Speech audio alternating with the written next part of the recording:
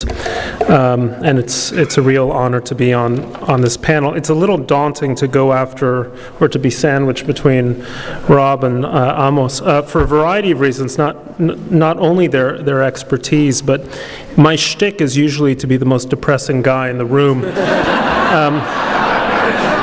And I feel like you've stolen my thunder.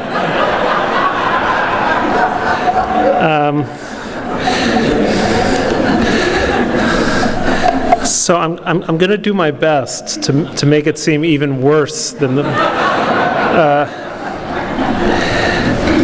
I want to offer a framework for what I'm about to say that's a little bit theoretical, but if you'll follow me for a couple of minutes, maybe it will make what's happening throughout the Middle East today seem a little more intelligible.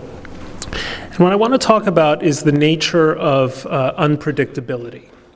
Now, if I ask you, what are you going to have for breakfast tomorrow morning, you probably don't know and probably have no way of knowing, and you may not even be sure that you're going to have breakfast tomorrow, depending on your schedule and your mood. But knock on wood, you're probably going to be around to have breakfast tomorrow. There's at least that degree of predictability when it comes to the question of what you'll be eating tomorrow morning. If I ask you who will be the next president of the United States, I mean, obviously it will be Hillary Clinton, but assuming there's some question mark there, well, we can say we don't know who the next president is going to be, but with what logicians would call a moral certainty, we know that there will be a next president, right? Most of our life, we live with a certain kind of unpredictability, but it's unpredictability that happens within certain structures, certain systems. That is to say, the broader systems that govern our political life, our economic life, our personal lives, and so on. And so this is something I call subsystemic unpredictability. It happens beneath the level of systems. Now, if you think of the course of human history, there are certain kinds of unpredictability which, in effect, attack the systems themselves, bring into question the validity of those systems. And if you look around the world, take an example a little far afield from the Middle East, although less and less so, take the question of Greece. I mean, most people don't wake up in the morning and wonder what currency they're going to be using to purchase their morning bread. But the Greeks are beginning to ask that question in a serious way. If you go to Syria, to get closer to the Middle East, the question isn't really who is going to succeed Bashar Assad, if and when I expect when he eventually falls. The real question is there going to be Syria?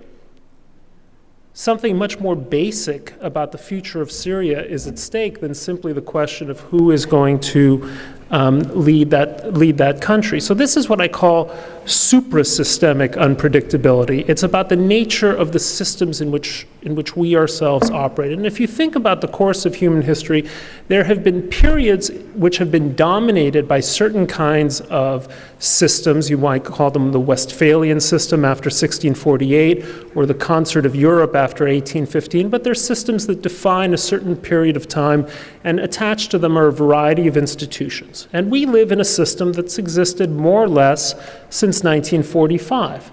And the single greatest fact of the system in which we have all been raised, except if you're very, very old, is this system of America being a world-leading power with overwhelming military might that is capable and willing to exert its military power in defense of certain kinds of interests. That's the world we know. That's sort of what we think about. Now, as I look at the Middle East, the factor that strikes me most profoundly is that system, that assumption, no longer holds quite the way it used to.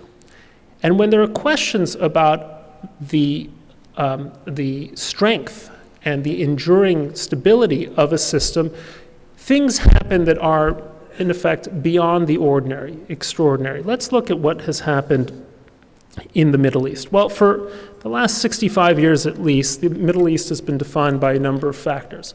One, as I said just now, it's the reality of American power. It's been a reality that Israel has known for its entire history.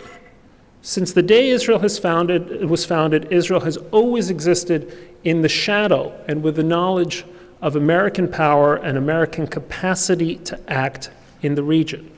What's true of Israel has also been true of countries like Jordan. It's been true of countries like Saudi Arabia. It's been true of the Gulf states.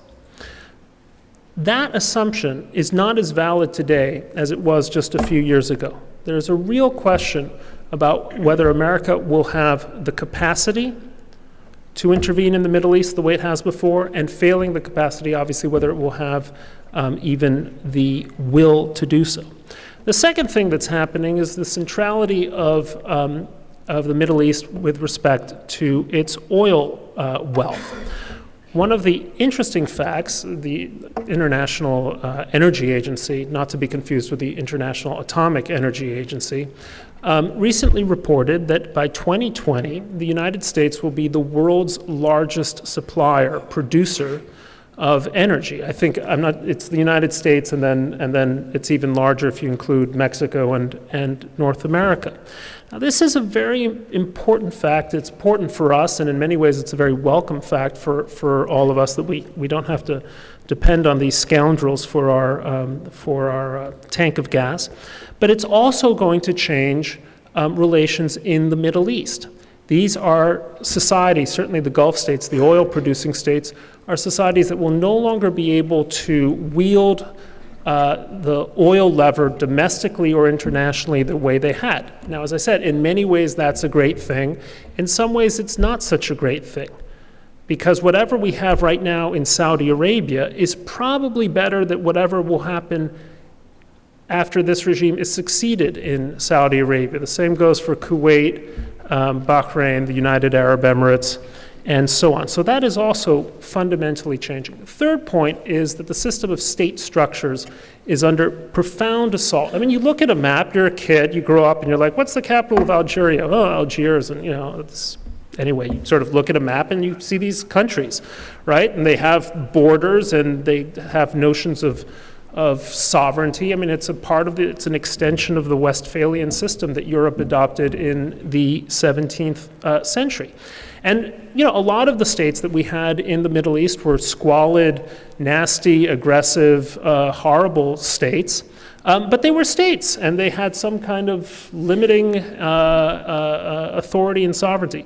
Now, that is being systematically eroded and has been systematically eroded over the past few years. As I said, we don't know if there's going to be a Syria in 5 years. We can't entirely be sure if there's going to be an Iraq in 5 years. There is no such thing as Palestine. There never was any such thing as Palestine, really. But now it's another great question. What is Palestine? Well, there's Gaza under Hamas. There's the West Bank presumably under Fatah for as long as that. Lasts. Lebanon is a shambolic state. Even Egypt, which is, by common consensus considered really the one true state in the Middle East, the future of Egypt is seriously in question. Libya, same story. So what happens as these systems start to dissolve? What takes its place? Well, that's a great question. And the final thing that is on the verge of changing, I know this is not the Iran panel, much as I'd like to talk about it all day, which is that Israel may be on the cusp of losing its status as the sole Middle Eastern, I'm excluding Pakistan obviously, as the sole Middle Eastern nuclear state. And it's not just a matter of Iran acquiring weapons, or at least a weapons capability imminently, which effectively amounts to the same thing. But the Saudis are building something like 16 nuclear reactors, which is apparently the ideal number of reactors you want to build if you want a dual-use capability. The UAE is in what's so-called a 1-2-3 agreement with the United States. We are experiencing we're in a moment, at the opening moment of nuclear proliferation throughout the Middle East, if nothing is done literally within the space of the next few months. So these are some of the realities that we've known, and those realities are beginning to crumble. And we need to think very carefully about what this means. There is a school of thought out there which says, looking, say, at Syria, may it last forever.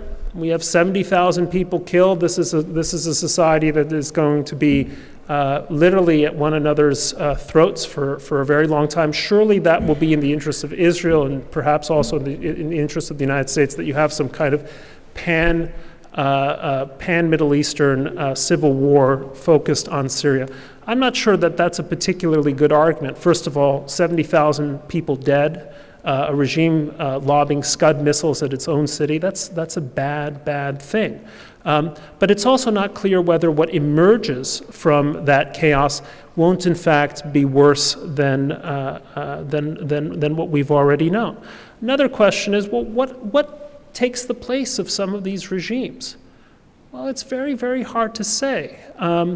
But people have talked a great deal about the rise of Islamism, in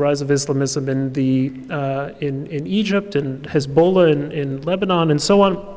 There are now real questions about what kind of Islamism are we going to have, and is it going to be merely scary, fanatical, regressive, semi-totalitarian Islamism, which is what is emerging, in fact, in places like Egypt and even Tunisia, or is it going to be substantially worse than that, which is another real possibility. I mean, people always think, well, there's a kind of a moderate element in the Muslim Brotherhood, and my standard joke is, well, there was a moderate element in the Nazi movement, typified by Albert Speer, but he was still a Nazi, and so we're going to see not just we're going to see a kind of variety of Islamisms emerging and contending throughout the Middle East, also among the Palestinians, and that's something that should concern us a great deal.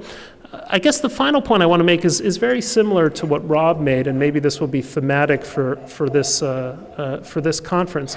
But we should be really concerned about what the retreat of American power means, not just for Israel, but what it means for the United States as well. It's a very beguiling and, in fact, in some ways, very American thought to say that we can just kind of throw off these miserable entanglements that we've had in Iraq and Afghanistan and Pakistan, and all these double-dealing scoundrels, and we'll be happier people, and we'll be able to deal with pleasant subjects like the sequester and the TSA budgeting.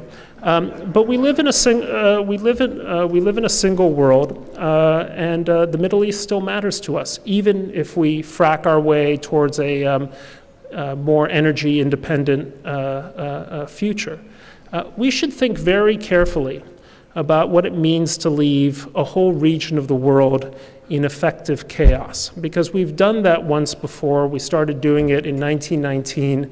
And we went on our merry way for about 20 years, and then we reaped the whirlwind. The United States cannot afford to leave the world alone. Israel certainly can hardly afford to be left alone, and we should think very carefully, as a country, those of us in this room who have influence in Congress and other quarters, think very carefully about an America that thinks it can afford not to think about the Middle East. Thank you.